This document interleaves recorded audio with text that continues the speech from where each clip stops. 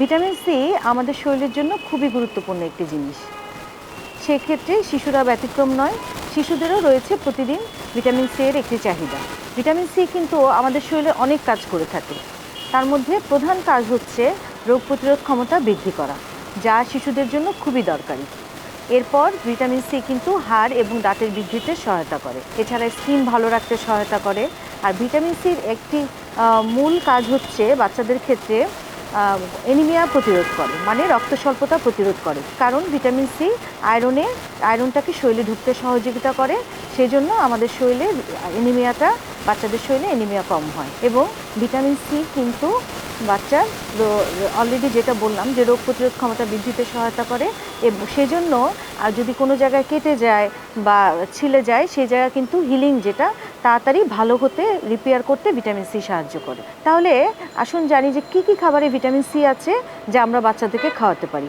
বিভিন্ন ফলের মধ্যে কিন্তু ভিটামিন সি রয়েছে। ভিটামিন সির একটা মেইন উৎস হচ্ছে লেবু, যেটা আমরা বাচ্চাকে খাবারের সাথে রেগুলার দেওয়ার অভ্যাস করতে পারি। তাহলে কিন্তু বাচ্চারা একটা ভিটামিন সির ভালো সোর্স পাবে এবং খাবারটাও লেবু দিলে একটু মজাদার হয়।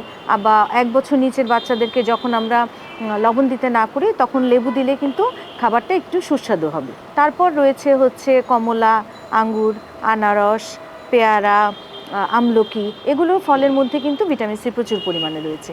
এছাড়া সবজি যেমন হচ্ছে ব্রোকলি, তারপর হচ্ছে আপনার মিষ্টি আলুতেও কিন্তু অনেক ভিটামিন সি রয়েছে।